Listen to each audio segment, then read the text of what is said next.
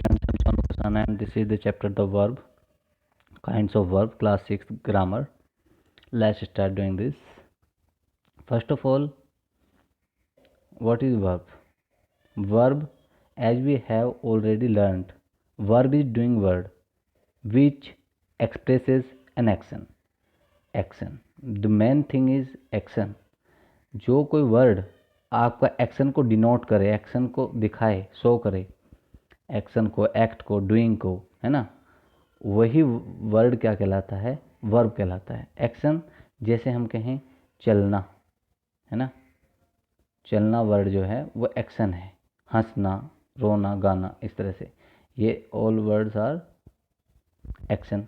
तो जो एक्शन होता है उसी को हम क्या कहते हैं? वर्ब कहते हैं। ठीक है। There can be difference types of action such as, अलग अलग तरह के एक्शन हो सकते हैं। जैसे first one is physical action. उसने बोला मोहन प्लेज फुटबॉल, बास्केटबॉल, तो मोहन बास्केटबॉल खेलता है। अब देखो यहाँ पे फिजिकली एक्शन हो रहा है ना, ये फिजिकली एक्शन है। हरी सिंग्स मेलोडियसली, है ना, हरी जो है ना वो मीठा गाता है, तो ये यहाँ पे भी एक्शन फिजिकली हो रहा है। दी गार्डनर वाटर्स द प्लांट, यहाँ भी फिजिकली एक्शन हो रहा है। Okay. Second one is the mental action, जब आप केवल दिमागी काम करते हैं। आई bless him for all the success, तो ब्लेस करना, अब ब्लेस किया, ब्लेस करने में थोड़ी कुछ किया, but this is the action, bless किया। ओके, मेंटली किया, so that is the action. The second one is they gassed the right answer, तो उन्होंने सही आंसर का अनुमान लगाया।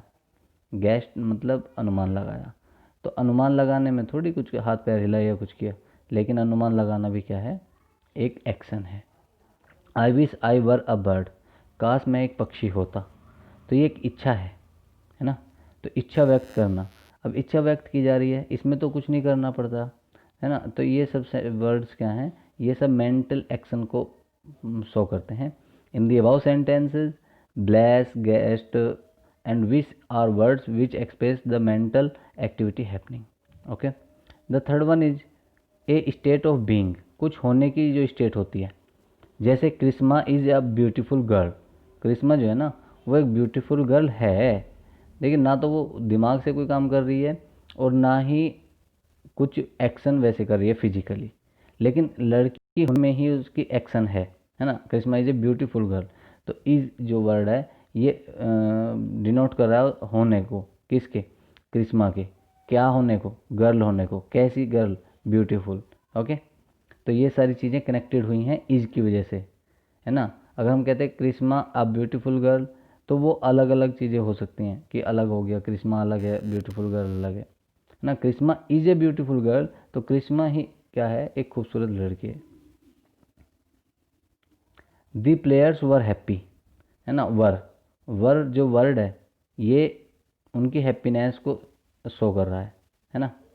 वे हैप्पी हैं, तो इसे इसके लिए उसने वर्ड आया है वर। ये वर जो वर्ड है यही शो कर रहा है उनकी हैप्पीनेस को। ठीक है। आई एम ए डॉक्टर, तो एम वर्ड यहाँ पे भी डॉक्टर होने को शो करता है। In these sentences is were and am are the verbs that expresses the state of being, they show that something exists.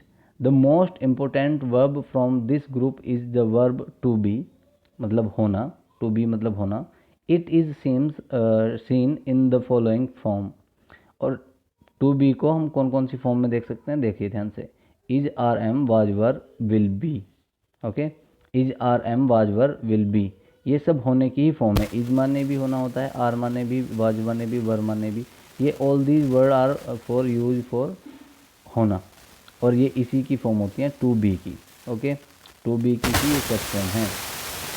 अब देखिए, अब आता है नंबर 4, पोसेशन, किसी चीज़ के ऊपर कुछ अधिकार होना, है ना। जैसे that house has a beautiful lawn, उस घर में एक ब्यूटीफुल लॉन है। ठीक है, यहाँ किसी चीज़ का होना नहीं, केवल उसका पोसेशन दर्शाया जा रहा है हाउस का लोन के ऊपर। हाउस का पोसेशन लोन के ऊपर हैज वर्ड से दर्शाया जा रहा है ना। दो singers have a sweet voice, अब सिंगर्स की जो स्वीट वॉइस है उसे हैव वर्ड से क्या किया जा रहा है, सो किया जा रहा है, दर्शाया जा रहा है।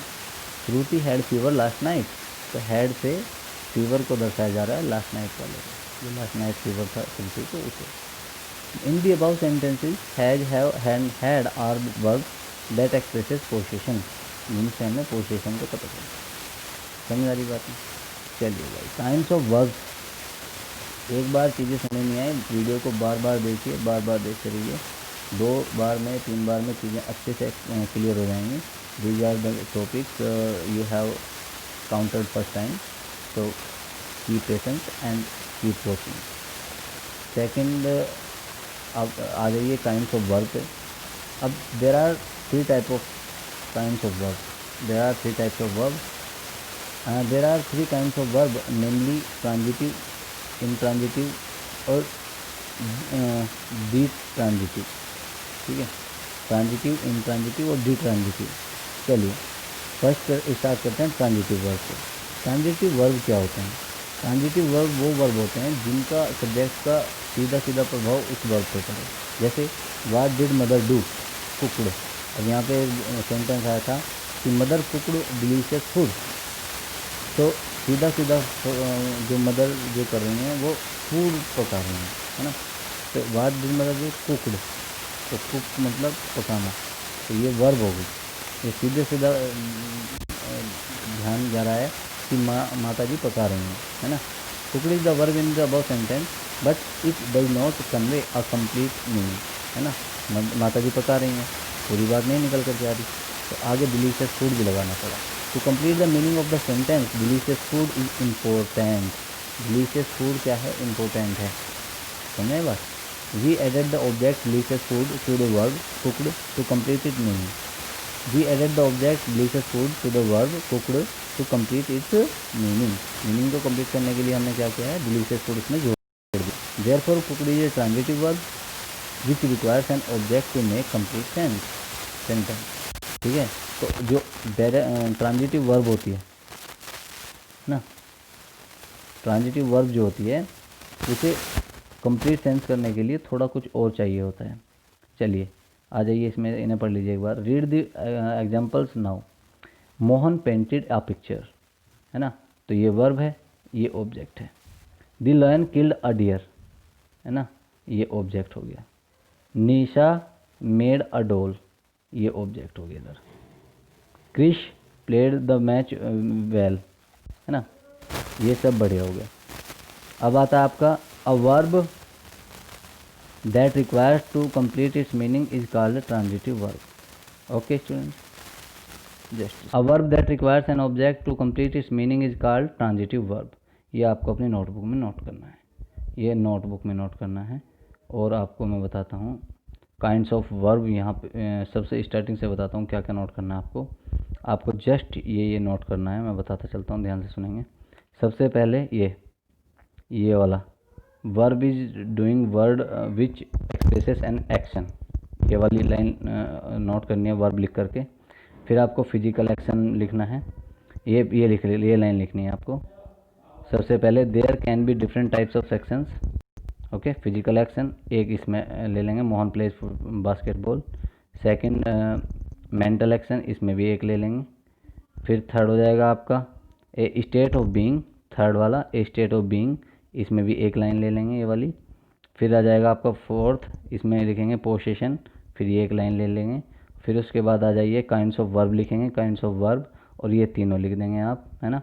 There are 3 kinds of verb namely transitive, intransitive, ditransitive. ठीक है, बस। फिर इनके एक एक एग्जांपल ले लेंगे।